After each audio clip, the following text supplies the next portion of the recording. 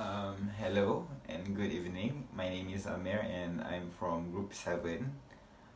So, our group, we do an automated lecture timetable generator system. So, from that, we need to do database project, which is we need to create a database for the lecturer and the staff to insert the the course given into the timetable. So the problem statement is every semester School of Computing offers several different courses, and each course has several sections, and all of this it makes it complicated for the administrator to insert the course manually. And the problem for uh, our current timetable is that we don't have the search button. So we create a new database which can provide a search button to search course and everything, so that the admin can edit and stuff more easy. Assalamualaikum and good afternoon, Dr. Husnina. My name is Abisan Musnisar, and along with my other group mates, Nurisko Maulana, Maliha, and Amir Imran, we would like to present our database project. Now, for me, I would like to be talking about the data requirements. In this case, our database required the data of students in the form of matric card, and it's his student names, and we also required the lecturer ID as well. In this case, it was matric card, and for the timetable and the course itself, we required the course ID to the course name, to the rooms, and the time codes, the dates, uh, and I think that's pretty much all the data that we required. Of course, there's some that I haven't mentioned, but it would be better if you look around on the database itself. Right. Thank you very much. And for the transaction requirement, we our group we didn't get the detailed transaction requirements, so we create our own, and we already include it in the view. So like you can just use the view to see the transaction requirement. But one of it is to enter the details of the courses, um, enter the details of the like which room is available, and then enter the detail like this lecturer teach which courses at which block.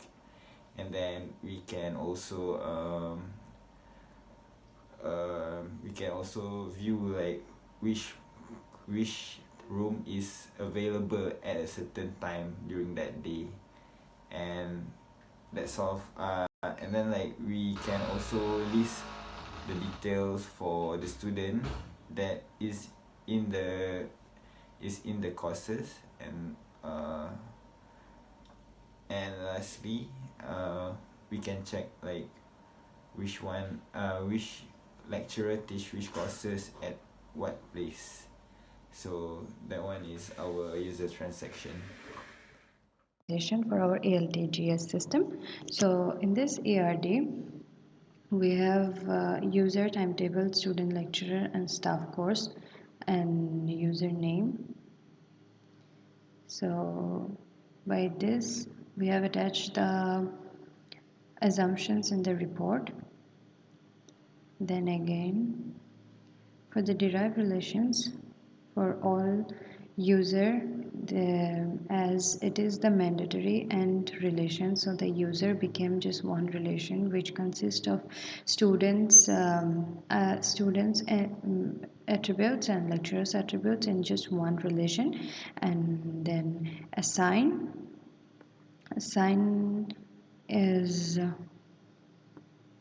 Assign is the new relationship between course and user. As for making it a many-to-many relationship, we need a new relation between this. So we have assign, which consists of users primary key and courses primary key, and then we have stuff stuff is here.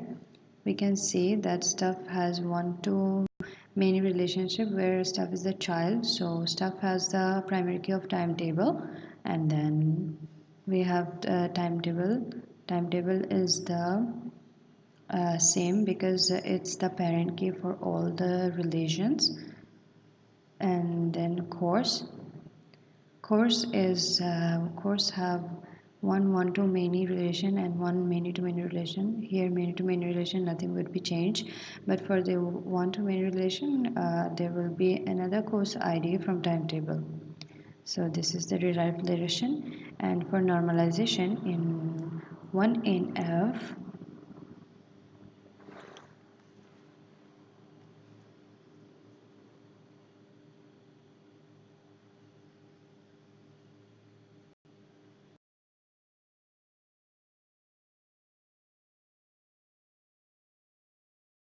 on NF part, we have changed the student ID and lecturer ID because we don't need the student ID and lecturer ID differently, as we have user ID as common for login. So we remove the student ID and lecturer ID separately, which can be actually defined by user ID. So in the 2NF form, we have to remove the partial dependencies. So we have separate the venue from the timetable. As you can see, the venue is separated from the timetable.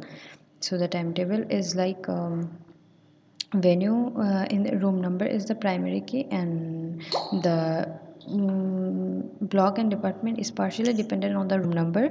So we have separated the venue from the room number, and all other attributes and all other relationships are the same as before. For the 3NF form, we have to remove the transitive dependencies after the partial dependencies. So we have separated the time from the timetable. Time, that is time code and day is transitively dependent on time code. So we have made another entity for time. Then for the BCNF relation, all the determinants are the primary key for the respective relation, so the relations are the same in the BCNF form. Thank you so much.